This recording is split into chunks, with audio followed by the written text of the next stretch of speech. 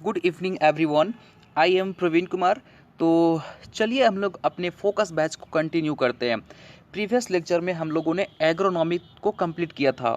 I hope so आप लोगों को काफ़ी मज़ा आया होगा एग्रोनॉमी पढ़कर, और आपको ये चीज़ रियलाइज़ हो गया होगा कि एग्ज़ाम में किस टाइप के क्वेश्चन आते हैं। मैं आपको बता दूं कि जितना क्वेश्चन हम लोगों ने एग्रोनॉमी में प्रैक्टिस किया है वो one of the most important है, और आप अपने प्रीवियस ईयर्स के क्वेश्चन से मैच कीजिए। आपको मोस्ट ऑफ द क्वेश्चन ऐसे मिलेंगे जिसको मैंने ऑलरेडी अपने वीडियो लेक्चर में डिस्कस कर रखा है। सो प्लीज़ आप थोड़ा सिंसियर होकर हमारे लेक्चर को फॉलो करें।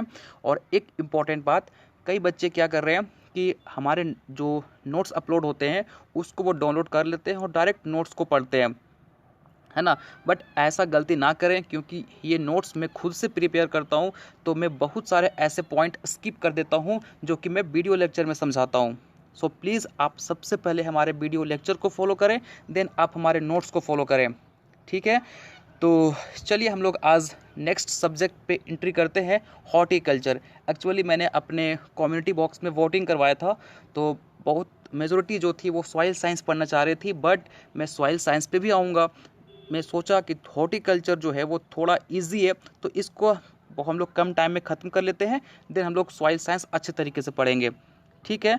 तो चलिए हम लोग आज हॉर्टिकल्चर स्टार्ट करते हैं, और इसको भी हम लोग ठीक उसी तरीके से पढ़ेंगे जैसे एग्रोनॉमी में पढ़े थे। बट एक इम्पॉर्टेंट पॉइंट कि हॉर्टिकल्चर में कुछ ऐसे क्वेश्चन है जो आपको एग्रोनॉमी के तरह लगेंगे। तो हो सकता है कि ये जो क्वेश्चन है वो आपको हॉर्टिकल्चर में ना पूछ के एग्रोनॉमी में पूछ ले, तो कोई बात नहीं, आपने बस वो क्वेश्चन को पढ़ना है, लोड नहीं लेना है, वो किसी में पूछे उससे कोई दिक्कत नहीं है, ठीक है। तो चलो हम लोग अपने हॉर्टिकल्चर को स्टार्ट करते हैं।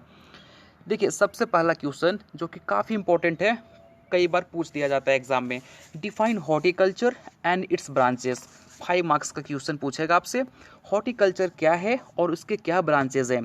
तो देखिए हॉर्टिकल्चर भी आपको पता है एक एग्रीकल्चर साइंस का ही पार्ट है या उसका ब्रांच है, जिसमें मोस्टली हम लोग क्या पढ़ते हैं, हम लोग फ्रूट्स के बारे में पढ़ते हैं, वेजिटेबल्स के बारे में पढ़ते हैं, फ्लावर्स के बारे में पढ़ते हैं, स्पाइसेस कॉन्डिमेंट्स के बारे में पढ़ते हैं, और प्लांटेशन क्रॉप्स के बारे में पढ़ते हैं, ठीक है। इसमें कोई दिक्कत नहीं। चलिए आगे बढ़ते हैं। अब आता है ब्रांचेस ऑफ हॉर्टिकल्चर। हॉर्टिकल्चर के क्या क्या ब्रांचेस हैं, तो आपको याद रखना है ओलेरीकल्चर। ओलेरीकल्चर क्या होता है, ओलेरीकल्चर जो है जिसमें हम लोग वेजिटेबल्स के बारे में स्टडी करते हैं, तो ओलेरीकल्चर भी एक ब्रांच हुआ किसका, हॉर्टिकल्चर का। पोमोलॉजी, पोमोलॉजी भी एक ब्रांच है हॉर्टिकल्चर का, जिसमें हम लोग फ्रूट्स के बारे में डिस्कस करते हैं। Viticulture, viticulture again a branch है हॉर्टिकल्चर का, जिसमें हम लोग ग्रेप्स के बारे में स्टडी करते हैं। Floriculture, study of flower. तो देखिए ऐसे क्वेश्चन कॉम्पिटिटिव एग्जामिनेशन में भी पूछ लिए जाते हैं, पूछ देगा study of fruit is called pomology, ठीक है। तो आपको पता होना चाहिए कि पोमोलॉजी में हम किसकी स्टडी करते हैं, ठीक है। जैसे कि आपका नेक्स्ट है अर्बोरिकल्चर, जिसमें हम लोग ट्रीज के बारे में स्टडी करते हैं। तो ये क्या है, हॉर्टिकल्चर के ब्रांचेज हैं, ठीक है। फर्स्ट क्वेश्चन क्लियर हो गया। चलो नेक्स्ट क्वेश्चन पे मूव ऑन करते हैं। अगला क्वेश्चन बोलता है right importance and scope of horticulture. Horticulture का क्या इंपॉर्टेंस है और क्या इसके स्कोप है, ठीक है। तो देखिए पहला क्या बोलता है, as compare to field crop. Field crop क्या होता है, जैसा कि आपका राइस हो गया, व्हीट हो गया, है ना, ये एक फील्ड क्रॉप है। तो अगर हम कंपेयर करें फील्ड क्रॉप और हॉर्टिकल्चर क्रॉप में, तो आप एक बात याद रखना, जो आपके हॉर्टिकल्चर क्रॉप होते हैं उनका रिटर्न, उनका जो इनकम है वो as compare to field crop ज़्यादा होता है, ठीक है। तो हॉर्टिकल्चर क्रॉप यदि आपने ग्रो कर रखा है तो उसका मार्केट में डिमांड भी ज़्यादा है, उसका रेट भी ज़्यादा है, तो बेनिफिट तो हो गया, ठीक है। सेकेंड पॉइंट पे आते हैं, horticulture crop are important as their nutrition status. बिल्कुल सही बात है। लोग आज आप किसी तरह का बीमार से ग्रसित हो तो आप डॉक्टर के पास जाएंगे, वो आपको बोलेगा कि आप फल खाया करो, ठीक है।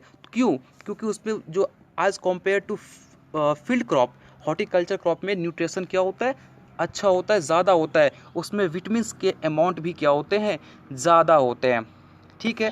थर्ड पॉइंट पे आते हैं, horticulture is important as it beautify the surrounding. हम लोग फ्लावर्स क्यों लगाते हैं, अपने घर में देखते हो फ्लावर्स लगाते हैं, ऑफिस में फ्लावर्स लगाते हैं, ताकि हमारा वातावरण खूबसूरत रहे, तो यहाँ भी हम लोग यूज़ करते हैं। Horticulture crop are suitable for a small and marginal farmer. सबसे पहले तो आप मुझे ये बतलाएंगे हॉर्टिकल्चर तो ठीक है स्मॉल और मार्जिनल फार्मर्स के लिए भी सूटेबल है, बट ये स्मॉल और मार्जिनल फार्मर क्या होते हैं? देखो पहले तो आप समझते हैं मार्जिनल फार्मर क्या होता है। मार्जिनल फार्मर ऐसे फार्मर होते हैं जिनके पास 1 हेक्टेयर से कम फील्ड होता है, ठीक है, उसको हम लोग क्या बोलते हैं? Marginal farmer. स्मॉल फार्मर किसको बोलते हैं भाई?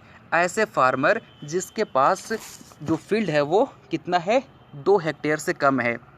आगे समझ में? तो स्मॉल फार्मर जिसके पास 2 हेक्टेयर से कम फील्ड है, और मार्जिनल फार्मर ऐसे फार्मर जिनके पास 1 हेक्टेयर से कम फील्ड है, ठीक है। तो हॉर्टिकल्चर देखिए, अगर आपके पास ज़मीन कम है, जगह कम है, ठीक है, तो आप वहाँ पे क्या करो, अलग अलग तरह के फ्रूट्स लगाओ, तो वो भी क्या होता है, एक तरह के बेनिफिट होते हैं, कम स्पेस में आपको बेटर रिटर्न देंगे, ठीक है। आगे बढ़ते हैं। बोलता है the variety of crop are available in the horticulture section with wide range of uses. तो देखिए अलग अलग तरह के वैरायटीज़ जो हॉर्टिकल्चर में है उसको हम लगा सकते हैं। तो आपको as compare to field crop horticulture crop में वैरायटी आपको ज़्यादा देखने को मिलेंगे, ठीक है। तो ये भी एक प्लस पॉइंट है। Horticulture plants improve environment by reducing pollution. देखिए जो आपके हॉर्टिकल्चर क्रॉप होते हैं वो इन्वायरमेंट को क्या करते हैं? प्रोटेक्ट करते हैं, हमारे सॉइल को, हमारे वाटर को कंजर्व करते हैं, सोशियो इकोनॉमिक स्टेटस को इम्प्रूव करते हैं फार्मर का, ठीक है। तो आपको समझ आया कि हॉर्टिकल्चर का एक हमारे समाज में, हमारे लिए, फार्मर्स के लिए काफ़ी इम्पोर्टेंट एक रोल है, ठीक है। चलिए आगे की तरफ मूव ऑन करते हैं। क्वेश्चन नंबर 4 क्या बोलता है? Classify the fruits crop based on climatic requirement. आपको फ्रूट को क्लासीफाई करना है किसके बेस पे? क्लाइमेटिक, हमारे क्लाइमेट के बेसिस पे, है ना, कि मतलब कौन सा फ्रूट को किस तरह के क्लाइमेट चाहिए। तो इस क्लाइमेट रिक्वायरमेंट के बेसिस पे हम लोगों ने फ्रूट्स को 3 पार्ट में डिवाइड किया हुआ है। जैसे फर्स्ट है आपका टेम्परेट फ्रूट, ठीक है। टेम्परेट फ्रूट क्या होता है? Fruits that are grown in cold and humid region. ऐसा क्रॉप जिसको हम लोग ठंड और ह्यूमिड रीजन में क्या करते हैं? ग्रो करते हैं, उसको टेम्परेट फ्रूट बोलते हैं। एग्जाम्पल आर वेरी इंपॉर्टेंट, आपको एग्जाम्पल याद होना चाहिए। एप्पल, पियर, पीच, ये ऐसे फ्रूट हैं जो क्या हैं? टेम्परेट फ्रूट हैं, जिसको हम लोग कोल्ड और ह्यूमिड रीजन में क्या करते हैं? कल्टीवेट करते हैं, ग्रो करते हैं। नेक्स्ट आता है आपका ट्रॉपिकल फ्रूट। ट्रॉपिकल फ्रूट क्या होता है? Fruit that are grown in hot and humid climate. ऐसा क्रॉप जिसको हॉट एंड ह्यूमिड क्लाइमेट में हम ग्रो करें तो उसको क्या बोलते हैं? ट्रॉपिकल फ्रूट्स बोलते हैं। एग्जाम्पल आपका मैंगो, बनाना और पपाया, ठीक है। तो आप सब भूल जाओ, बट आप प्लीज़ एग्जाम्पल मत भूलना। एग्जाम में अगर आप एग्जाम्पल भी लिख दोगे तो एग्जामिनर समझ जाएगा कि आपको पता है, ठीक है। सब ट्रॉपिकल फ्रूट क्या होता है भाई? Fruits that are grown in dry and hot climate. ऐसा फ्रूट्स जिसको हम ड्राई और हॉट क्लाइमेट में ग्रो करते हैं उसको सब ट्रॉपिकल फ्रूट्स बोलते हैं। जैसे कि आपका सिट्रस, लेमन, ऑरेंज, ठीक है। आया समझ में? तो ये भी क्वेश्चन हमारा कंप्लीट होता है, classification of fruit based on climatic requirement. चलिए अगला क्वेश्चन पे मूव ऑन करते हैं। काफ़ी इंपॉर्टेंट है और कई बार ये पूछा जाता है 15 मार्क्स में। अब आप बोलोगे सर इतना छोटा है बट 15 मार्क्स का क्वेश्चन क्यों आता है? क्योंकि आप यहाँ पे जब आंसर एक्सप्लेन करोगे ना तो आपको बोटेनिकल नेम भी पता होना चाहिए, क्रॉप की आपको फैमिली पता होना चाहिए, क्रोमोसोम नंबर पता होना चाहिए और ऑरिजिन भी पता होना चाहिए। तो आपको इस क्वेश्चन में रट्टा मारना पड़ेगा, ठीक है। इसके अलावा कोई दूसरा ऑप्शन नहीं है। जैसा कि हम बात करें कि हम लोग फ्रूट्स को यहाँ पे क्लासीफाई करेंगे, वेजिटेबल को भी क्लासीफाई करेंगे, किसके बेसिस पे? बोटेनिकल रिलेशनशिप के बेसिस पे, है ना। तो सबसे पहले हम लोग फ्रूट्स को क्लासीफाई करते हैं on the basis of monocot and dicot. तो देखिए फ्रूट्स में जो मोनोकोट में आता है वो आपका है बनाना। बनाना का साइंटिफिक बोटेनिकल नेम क्या हो गया? म्यूसा पेराडिसिका, ठीक है। कौन सी फैमिली से बिलोंग करती है? म्यूसिकेसी। क्रोमोसोम नंबर कितना होता है भाई? 33। Origin south east Asia. अब आप बोलेंगे सर ये तो याद बड़ा डिफ़िकल्ट है, याद कैसे होगा, है ना। तो देखिए एक चीज़ आप याद करो, आपसे अगर हम पूछें मैंगो का बोटेनिकल नेम क्या होगा, अब झट से बोल दोगे मैंगीफेरा इंडिका। आपको कैसे याद है, आपने उसको बार बार सुना, आपने बार बार उसको पढ़ा, तो आपके टंग पे आ गया। तो जस्ट उसी तरीके से आपको क्या करना है, हर एक जो कि इम्पोर्टेंट है उसको आपको याद करना है, बार बार पढ़ना है, तो आपको ऑलरेडी याद हो जाएगा। ठीक है, आगे बढ़ते हैं। दूसरा है कोकोनट।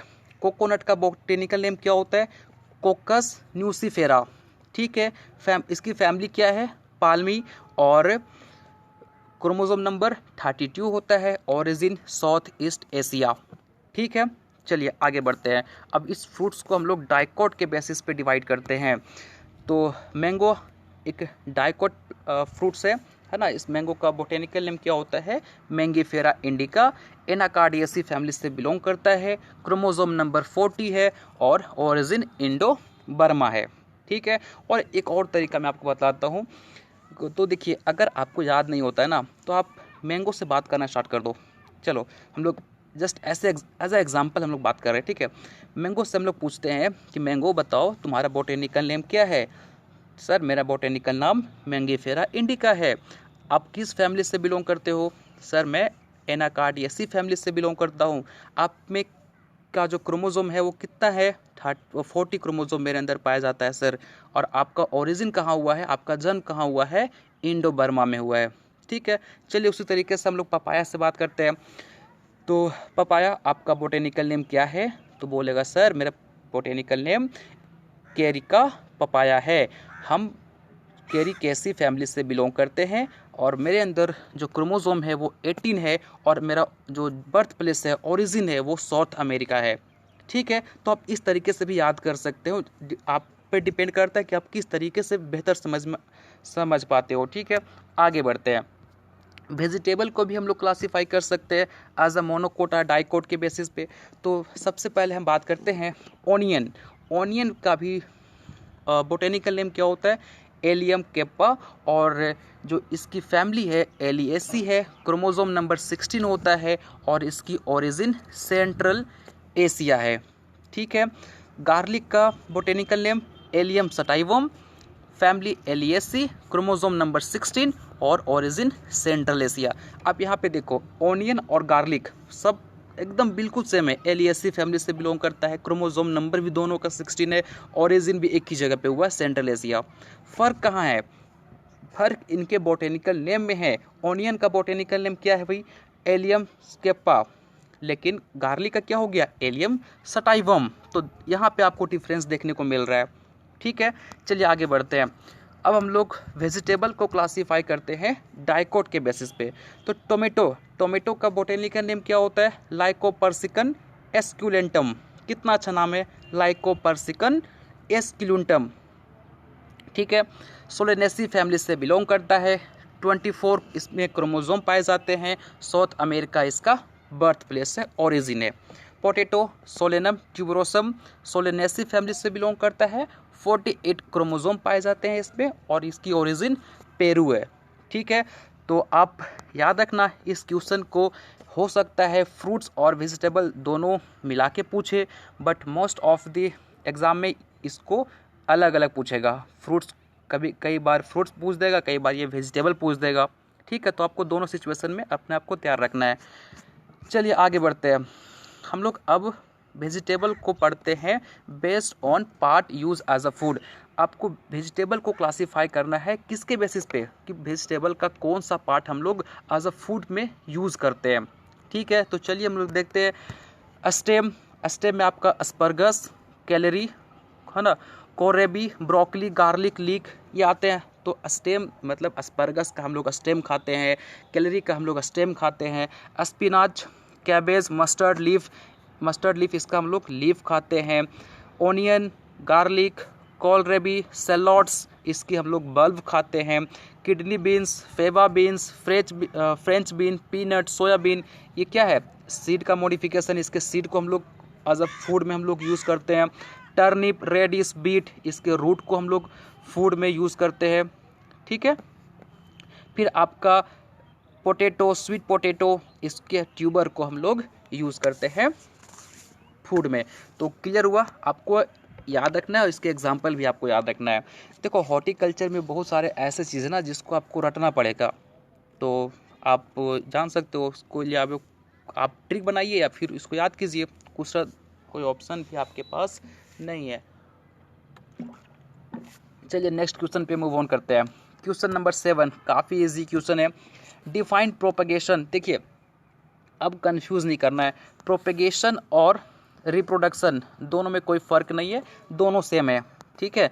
तो आप कंफ्यूज मत कर जाना यदि प्रोपेगेशन आ गया चाहे वहाँ पे रिप्रोडक्शन पूछ दिया तो defined propagation and types of propagation.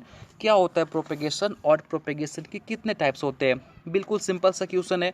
तो देखिए प्रोपेगेशन क्या होता है।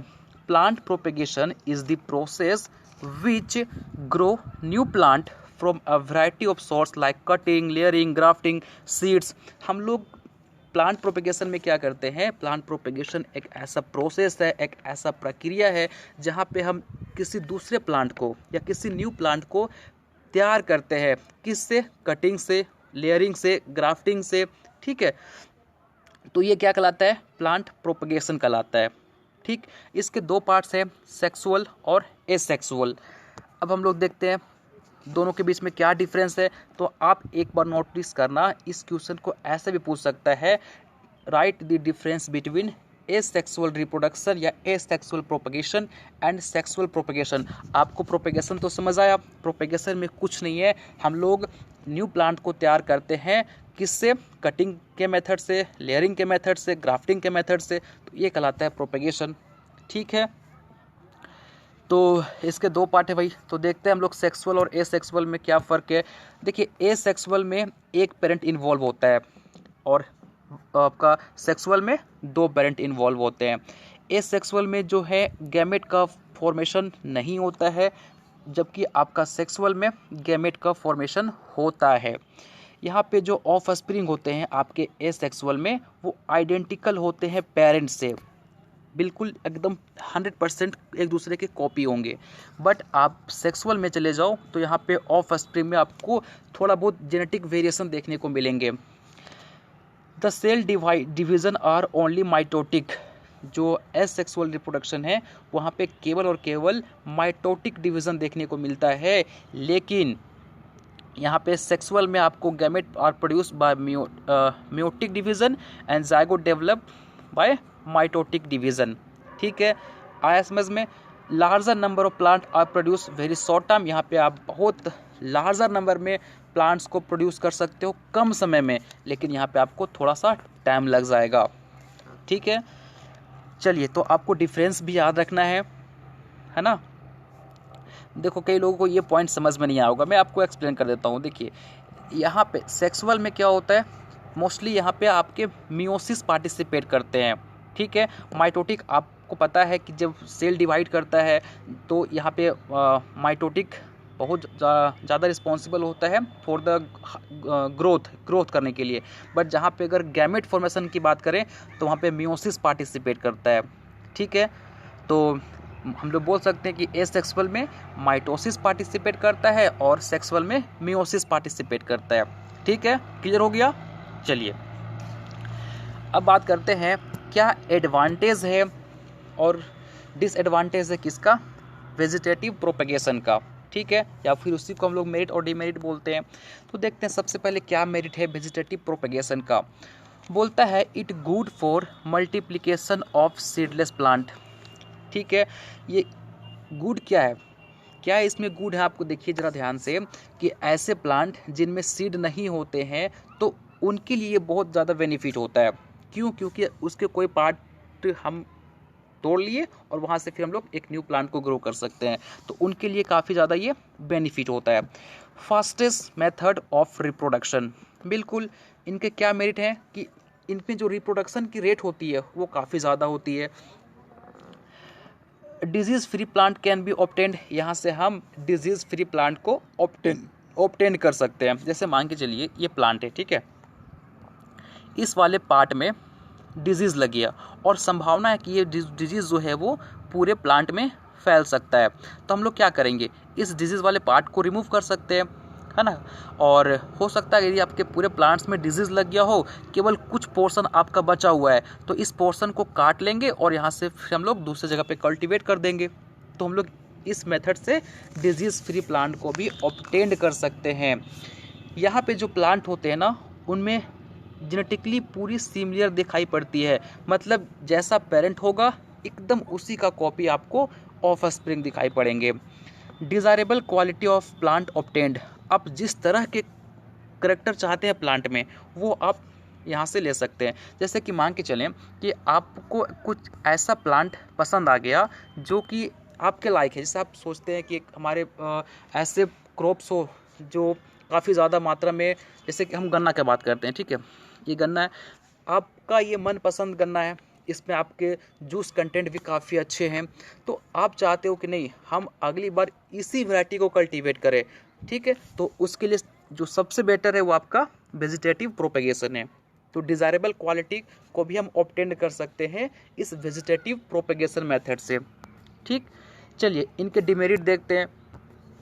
Disease parent always give disease clone, बिल्कुल अगर पेरेंट्स को डिजीज़ है तो काफ़ी हद तक चांस है कि जो उनके बच्चे होंगे ऑफ स्प्रिंग होंगे उनमें भी डिजीज़ हो जाए, है ना। नो पेरेंटल केयर, इसमें कोई केयर नहीं होता है, ऐसा तो है नहीं जैसे कि हम लोग क्या करते हैं अपने बच्चे को काफ़ी ज़्यादा केयर करते हैं, बट यहाँ पे वैसा कुछ देखने को नहीं मिलता है। Do not cause any variation दस डिक्रीज इन एडेप्टेशन पावर, ठीक है। अब यहाँ पे क्योंकि वेरिएशन नहीं आ रहा है, क्योंकि जैसा पेरेंट है वैसा ही ऑफ स्प्रिंग है, कोई चेंजेस नहीं है, तो वेरिएशन ना होने की वजह से जो एडेप्टेशन पावर है वो क्या होता है, डिक्रीज कर जाता है, कम हो जाता है। ठीक है, चलिए आगे बढ़ते हैं। नेक्स्ट क्वेश्चन काफ़ी इंपॉर्टेंट है। What is different method of asexual propagation, asexual propagation के डिफरेंट क्या क्या मेथड हैं। तो देखिए सबसे पहला मेथड आपको कटिंग पढ़ना है। कटिंग क्या होता है, आप जरा समझो, इस फिगर को देखो और समझो क्या होता है कटिंग। ये देखिए ये एक प्लांट था, ठीक है, मैंने क्या किया इसके एक ब्रांचेस को काट दिया, ठीक है।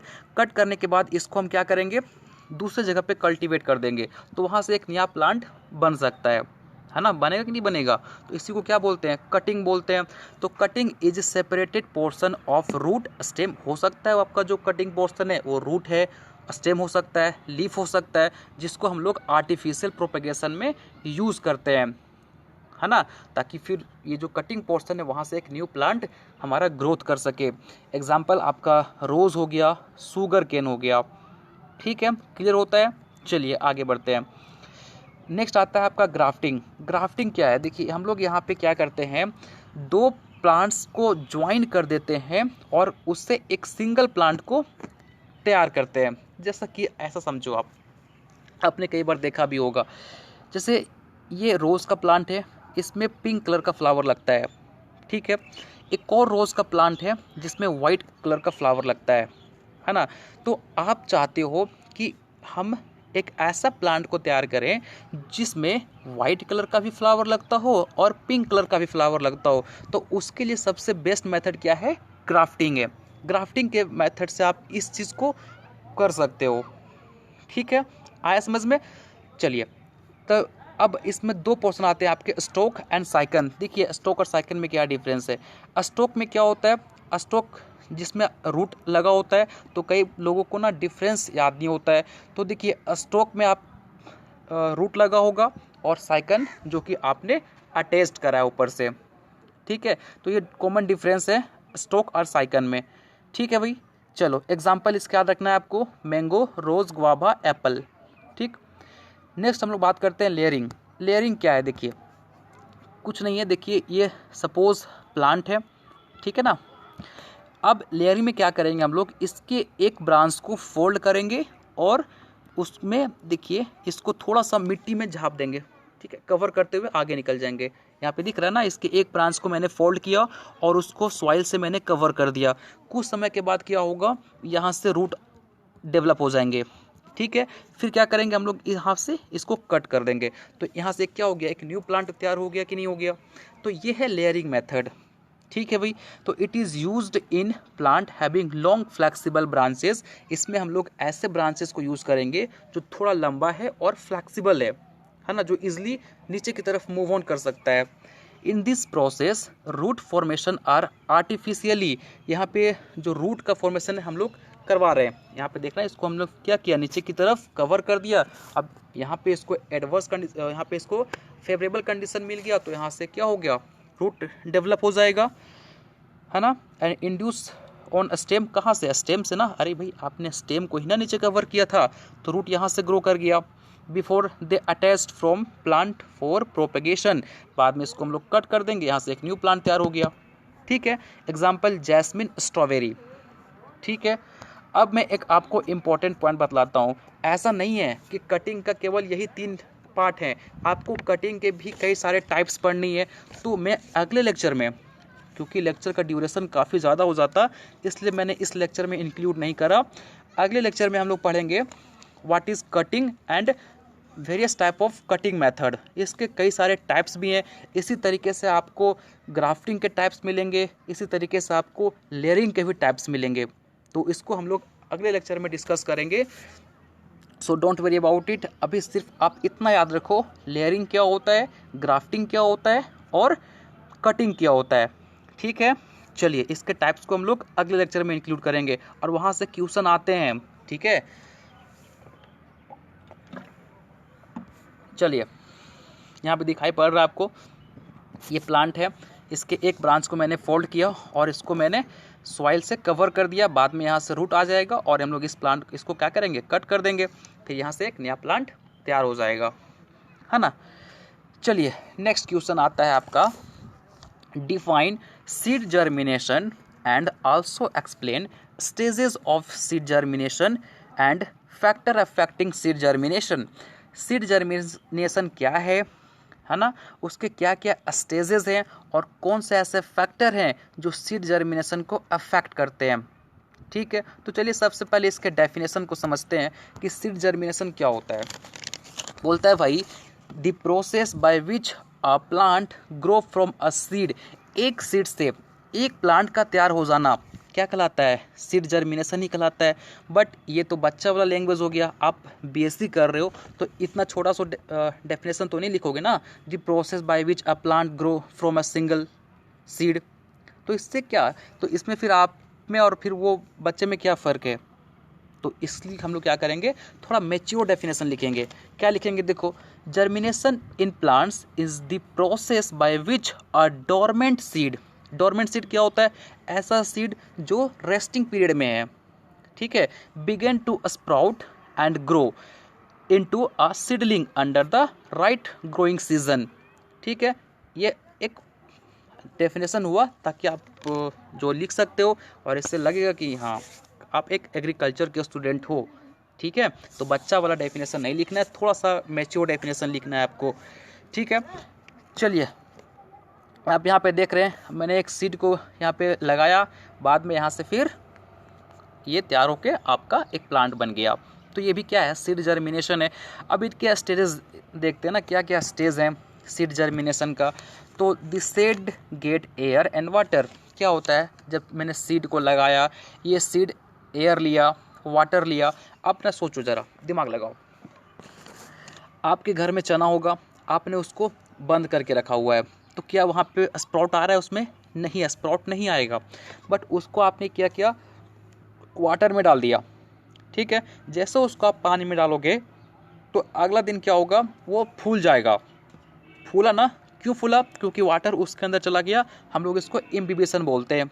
ठीक है, तो वाटर उसमें चला गया, जैसे वाटर में कांटेक्ट में आया तो उसके अंदर के जो फिजियोलॉजिकल एक्टिविटी थे, उसका जो मेटाबॉलिज्म था वो एक्टिव हो गया। और जब वो एक्टिव हो जाएगा तो फिर वहाँ से फिर क्या होगा, उसकी जो डोरमेंसी थी वो ब्रेक कर गई और वहाँ से उसमें स्प्राउटिंग आने लगेगा और बाद में वो एक प्लांट बन जाएगा। ठीक है, तो जैसे हमने सीड को लगाया वो एयर और वाटर के कांटेक्ट में आएगा। एक मज़े की बात, आप देखे होंगे कि फार्मर जब एक सीड को कल्टीवेट करता है अपने फील्ड में, और वो सीड तब तक ग्रो नहीं करेगा जब तक उसमें हम वाटर ना दें। ठीक है, तो वाटर बहुत इंपॉर्टेंट रोल प्ले करता है सीड के जर्मिनेशन में, ठीक है। तो जैसे आपने उसमें वाटर अप्लाई किया तो ये सीड का डोरमेंसी ब्रेक हो गया और बाद में वहाँ से स्प्राउटिंग आना स्टार्ट हो गया, ठीक है। तो अब फिर सेकेंड स्टेप में क्या होगा, ये सीड थोड़ा जैसे फूलेगा तो उसके सीड कॉट ब्रेक हो जाएंगे, रिमूव हो जाएंगे और यहाँ से फिर आपके रूट और शूट का डेवलपमेंट स्टार्ट हो जाएगा। प्लांट अपना साइज़ बढ़ाएगा और फिर बाद में लीफ का भी डेवलपमेंट स्टार्ट हो जाएंगे और ये आपका कोटिलीडन श्रिंक होगा, बाद में ये रिमूव हो जाएगा। देखिए इस फिगर को देखते हैं ज़रा हम लोग और समझने का प्रयास करते हैं। देखिए मैंने एक सीड को बोया हुआ है और ये सीड जैसे एयर और वाटर के कांटेक्ट में आया तो ये थोड़ा सा अपने आप को फुला लिया, इम्बिबिशन इसमें देखने को मिला। बाद में इसके देखिए सीड कोट रिमूव हो गया, फिर यहाँ से देखिए रूट का फॉर्मेशन होना स्टार्ट हुआ, ये बाद में यहाँ से ऊपर जाएगा, यहाँ से फिर ये सूट का फॉर्मेशन करेगा, ठीक है। देखिए यहाँ पे कोटिलीडन क्या हुआ, बाद में सूख गया और ये फिर बाद में रिमूव हो जाएगा, ठीक है। चलिए अब देखते हैं कौन से ऐसे फैक्टर हैं जो सीड जर्मिनेशन को अफेक्ट करते हैं। तो मॉइस्चर सबसे इम्पोर्टेंट। देखिए कोई भी सीड को जर्मिनेट करने के लिए एक प्रॉपर मॉइस्चर चाहिए, बिना मॉइस्चर के ये ग्रो नहीं कर सकते हैं। अगर नॉर्मली हम बात करें तो 40 to 60% मॉइस्चर की ज़रूरी होती है सीड जर्मिनेशन में, ठीक है। ऑक्सीजन का भी लेवल बहुत ज़रूरी होता है सीड जर्मिनेशन में। एक प्रॉपर टेम्परेचर, हर एक सीड का अपना अलग अलग टेम्परेचर होता है, बट टेम्परेचर भी काफ़ी इंपॉर्टेंट रोल प्ले करता है सीड जर्मिनेशन में। उसी तरीके से न्यूट्रिशन, अब न्यूट्रिशन ही नहीं रहेगा, फूड ही नहीं रहेगा तो क्या सीड जर्मिनेट कर पाएगा, नहीं कर पाएगा। तो न्यूट्रिशन भी एक इम्पॉर्टेंट फैक्टर है। फाइटो हार्मोन जैसे कि आपका जिब्रेलिन हो गया, एब्सिसिक एसिड हो गया, इथाइलिन हो गया, ये भी एक इम्पॉर्टेंट हार्मोन है जो कि सीड जर्मिनेशन में इम्पॉर्टेंट रोल प्ले करते हैं। लाइट, आपको पता है रेड लाइट में जो सीड का जर्मिनेशन है वो बेटर होता है, तो red light is responsible for seed germination, ये क्वेश्चन पूछा गया है, इसलिए थोड़ा ध्यान से, रेड लाइट जो है वो सीड जर्मिनेशन के लिए अच्छा होता है, ठीक है। चलिए आगे बढ़ते हैं। नेक्स्ट क्वेश्चन पूछता है आपसे, define seed dormancy and cause of seed dormancy. Seed dormancy क्या होता है और इसके क्या कारण हैं, ठीक है। तो देखिए सीड डोरमेंसी कुछ नहीं है, जस्ट हम लोग बोल सकते हैं सीड डोरमेंसी एक रेस्टिंग पीरियड होता है किसका, सीड का, जहाँ पे सीड अपने आप को जर्मिनेट नहीं कर पाता है। और ये ज़रूरी भी है। देखो अगर जरा सा सोचो, अभी लिखा हुआ बाद में पढ़ना, मेरी बात को सुनो। आखिर ये प्राकृतिक सीड डोरमेंसी क्यों लाई, देखो इसके लिए भी एक बहुत बड़ा पॉइंट है। सीड डोरमेंसी होना एक बहुत बेनिफिट होता है प्लांट्स के लिए। सपोज़ कि जो मेन प्लांट है, पेरेंट प्लांट है, उसका वो फल लाया, अब फल मैच्योर हुआ और उनके सीड अगर वहीं पे गिर गए, जस्ट सपोज इमेजिन करो उसके सीड जो है वो उसी के बगल में गिर गया, ठीक है। और अगर सीड डोरमेंसी ना होता तो सोचो वहाँ पे सीड गिरा, वो सीड क्या होता, बाद में जर्मिनेट करता और वहाँ से एक न्यू प्लांट तैयार होता, और जब ये न्यू प्लांट तैयार होता तो ये अपने पेरेंट प्लांट को कंपटीशन प्रोवाइड करता, उसके न्यूट्रिशन को ये खींच लेता, है ना। तो एक तरह से कंपटीशन तैयार हो जाता। तो ये कंपटीशन ना हो इसलिए ये सीड डोरमेंसी इम्पॉर्टेंट है। तो अब वो सीड गिरा, अब वो कहाँ चला गया, डोरमेंसी में, वो अभी तुरंत जर्मिनेट नहीं कर सकता है, वो कुछ समय के लिए रेस्टिंग पीरियड में रहेगा, ठीक है। बाद में वो हवा से या फिर किसी इंसान से या फिर किसी जानवर के थ्रू वो कहीं दूसरे जगह पे चला जाएगा, जब फेवरेबल कंडीशन आएगा तो वो फिर जर्मिनेट करना स्टार्ट कर देगा, ठीक है। तो कुल मिला के सीड डोरमेंसी एक रेस्टिंग पीरियड होता है सीड का, जहाँ पे सीड अपने आप को ग्रोथ नहीं कर सकता है, ठीक है। आया समझ में, कुछ समय के बाद जब फेवरेबल कंडीशन आएगा तो वो ग्रो कर जाएगा। इसके कारण क्या है भाई, सीड डोरमेंसी का क्या कारण है, तो hard seed coat. Starting phase में जो सीड कोट होते हैं वो काफ़ी हार्ड होते हैं। दूसरा, seed coat impermeable of oxygen. Starting के फेज में जब सीड जैसा तैयार हुआ है तो उस टाइम सीड कोट जो होता है वो ना तो वाटर को अंदर आने देता है और ना ही ऑक्सीजन को अंदर आने देता है। तो जब वाटर ऑक्सीजन अंदर आएंगे ही नहीं तो भला कैसे सीड जर्मिनेट करेगा, ठीक है। तो ये भी एक रीज़न है सीड डोरमेंसी का। थर्ड रीज़न है immaturity of the seed embryo. Seed का जो एम्ब्रियो होता है वो इमेच्योर होता है, ठीक है, तो ये भी एक रीज़न है वही सीड डोरमेंसी का। Presence of high concentration of solute, initial phase में जो सॉल्यूट का कंसंट्रेशन होता है ना वो काफ़ी ज़्यादा होता है, ठीक है, तो ये भी एक अगेन कॉज है सीड डोरमेंसी का। नाउ टेम्परेचर, टेम्परेचर भी एक अच्छा रीज़न हो सकता है सीड डोरमेंसी का, ठीक है। और एक इम्पॉर्टेंट पॉइंट, ये क्वेश्चन आपके कॉम्पिटिटिव एग्जामिनेशन में पूछे गए हैं, इसलिए थोड़ा सा इसको आप याद रखना, ठीक है। इसको मैं रेड कलर से हाईलाइट करता हूँ। बोलता है certain chemicals like abscisic acid, phenolic acid, पेरा एस्कॉर्बिक एसिड, ये कुछ ऐसे केमिकल है ना जो क्या करते हैं, सीड डोरमेंसी को क्रिएट करते हैं, ठीक है। तो केमिकल के वजह से भी क्या होता है, सीड डोरमेंसी कॉज होता है। वो केमिकल का नाम काफ़ी इंपॉर्टेंट है, एब्सिसिक एसिड, फिनोलिक एसिड, पेरा एस्कॉर्बिक एसिड, ठीक है। आगे बढ़े, चलिए अब एक इम्पॉर्टेंट क्वेश्चन आता है आपके पास, और ये काफ़ी इम्पॉर्टेंट भी और बेसिक सा क्वेश्चन है। क्या डिफरेंस होता है पोलिनेटर में और पोलिनाइज़र में, ठीक है। चलिए देखते हैं। पोलिनेटर और पोलिनाइज़र दोनों वर्ड, आप प्लीज़, मैं आपसे एक रिक्वेस्ट कर रहा हूँ कि आप दोनों में से किसी एक को याद रखें। यदि आप दोनों याद रखोगे तो एग्ज़ाम में कंफ्यूज करोगे, इसलिए आप या तो पोलिनेटर को याद रखें या तो आप पोलिनाइज़र को याद रखें, दोनों याद ना करें, ठीक है। तो देखिए पोलिनेटर क्या होता है।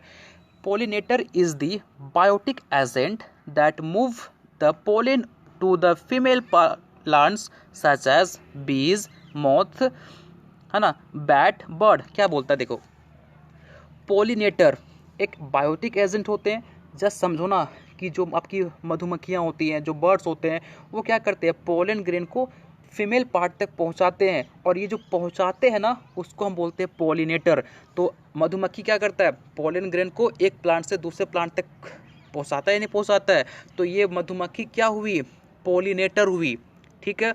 और जो प्लांट, या फिर देखो pollinizer is nothing but the plant which provide pollen, और ऐसा प्लांट जो पोलन को प्रोवाइड कर रहा है तो वो क्या कहलाता है आपका, पोलिनाइजर। और जो उस पोलन ग्रेन को एक जगह से दूसरा जगह पे ले जा रहा है वो क्या कहलाएगा, पोलिनेटर, ठीक है। तो दोनों में समझ में आया, पोलिनेटर जो पोलन ग्रेन को एक जगह से दूसरी जगह पे लेके जाता है, और जो प्लांट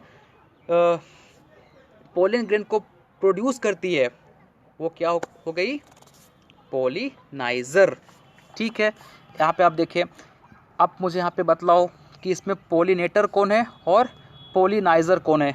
एक बार फिर से मैं समझा दे रहा हूँ।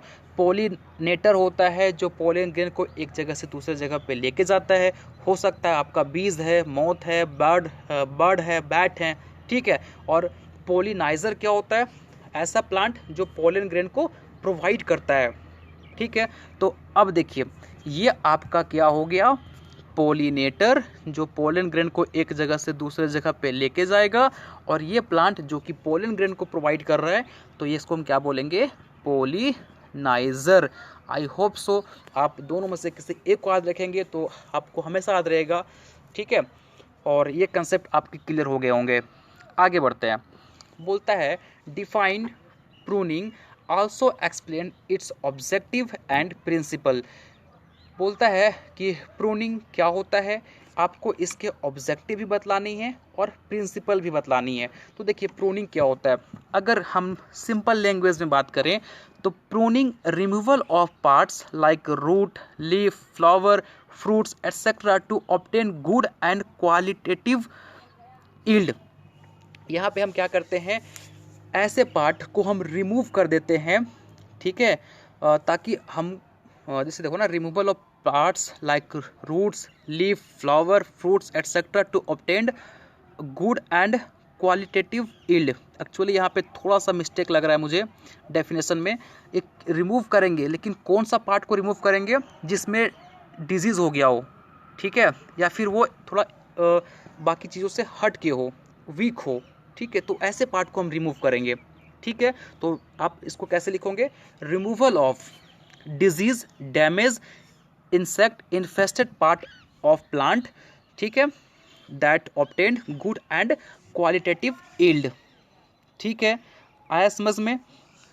तो इसके ऑब्जेक्टिव ये है कि भाई ऐसे प्लांट्स का पार्ट जिसमें डिजीज़ लग गया हो या फिर वो किसी वजह से डैमेज हो गया हो या उसमें इंसेक्ट पेस्ट का अटैक हो गया हो तो उसको आप रिमूव कर दीजिए। या फिर आपको सारे में से कोई एक ऐसा सूट दिखाई पड़ रहा है जो वीक है तो उसको भी आप रिमूव कर सकते हैं। और control and flowering and fruiting, ठीक है, इससे आप फ्लावरिंग को और फ्रूटिंग को भी कंट्रोल कर सकते हैं।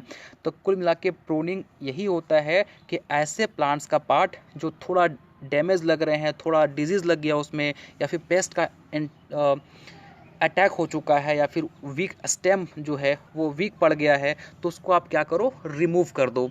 ये कहलाता है प्रूनिंग, ठीक है। अब इसके प्रिंसिपल क्या है देखिए। Avoid injury to plant while pruning. अब देखिए ऐसा ना हो कि आप प्रूनिंग कर रहे हैं तो प्लांट को कोई किसी तरह का खतरा हो गया, ऐसा बिल्कुल नहीं करना है। आपको सेफ्टी के साथ प्लांट में अपना काम को करना है, ठीक है।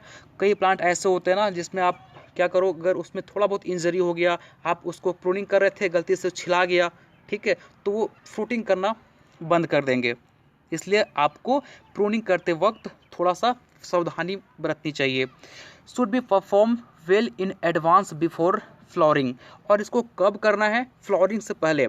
ऐसा नहीं कि फ्लावर आ गया बाद तब हम जाके प्रूनिंग कर रहे हैं, बिल्कुल ऐसा नहीं करना है। उस टाइम करोगे तो आपके फ्लावर झड़ जाएंगे और जब फ्लावर झड़ेंगे तो उसमें जो आपके फ्रूट आएंगे वो काफ़ी कम आएंगे। इसलिए प्लीज़ आप प्रूनिंग तभी करें जब फ्लावर ना आया हो, फ्लावर आने वाला हो, ठीक है। थर्ड पॉइंट पे चलते हैं। Proper and well sanitize tool should be used. आपको ऐसे टूल्स का यूज़ करना है जो एकदम क्लीन होना चाहिए, किसी तरह का कोई उसमें बैक्टीरियल इन्फेक्शन ना होना चाहिए, एकदम बिल्कुल क्लीन प्रॉपर, ठीक है। आपको इंस्ट्रूमेंट यूज़ करना है प्रूनिंग करने के लिए। एक इम्पॉर्टेंट है, अप्लाई बोरेडेक्स पेस्ट। बोरेडेक्स एक पेस्ट होता है जिसको हमको क्या करना होता है, जैसे हम प्रूनिंग करेंगे तो उसके बाद हमको उसमें छिटना होता है।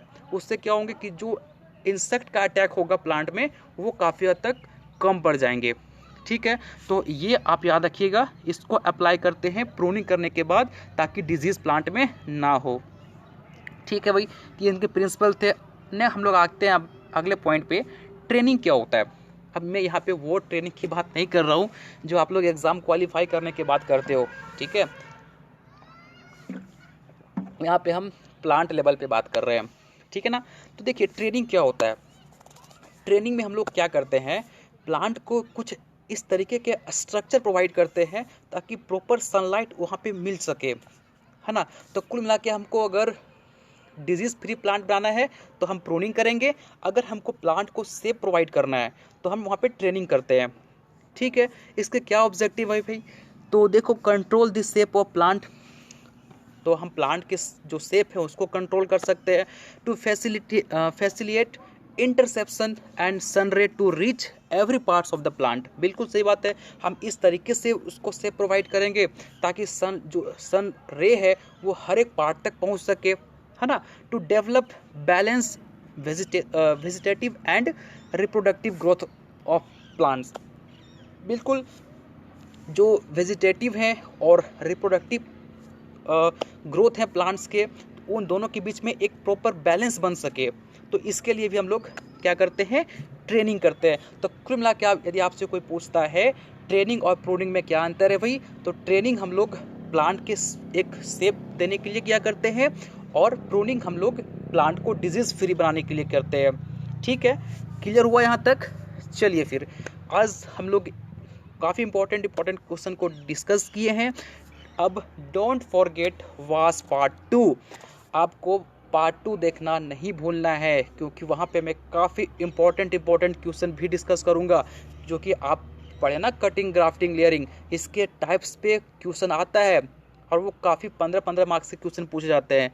इसलिए प्लीज़ आप हमारे नेक्स्ट पार्ट को ज़रूर देखें, है ना। और रही बात नोट्स की, तो नोट्स के लिए आपको हमारे व्हाट्सएप ग्रुप पे ज्वाइन होना है। मेरा व्हाट्सएप नंबर है 9135300256। ये मेरे व्हाट्सएप नंबर है, आपको इस पे अपना नेम लिख के भेज देना है, आपको ग्रुप में ऐड कर दिया जाएगा और आपको इस लेक्चर का नोट्स वहाँ पे मिल जाएगा, ठीक है। मैं एक बार फिर से रिपीट कर दे रहा हूँ कि आप लोग प्लीज़ सबसे पहले वीडियो लेक्चर को फॉलो करें, देन आप हमारे नोट्स को फॉलो करें। ठीक है, होता है क्लियर? चलिए फिर हम लोग अब अगले लेक्चर में मिलते हैं। आई होप आपको आज का लेक्चर पसंद आया होगा। आज के लेक्चर से कोई डाउट है तो आप मुझे कमेंट बॉक्स में या फिर हमारे व्हाट्सएप ग्रुप पे पूछ सकते हो। ठीक है, चलिए, थैंक यू सो मच।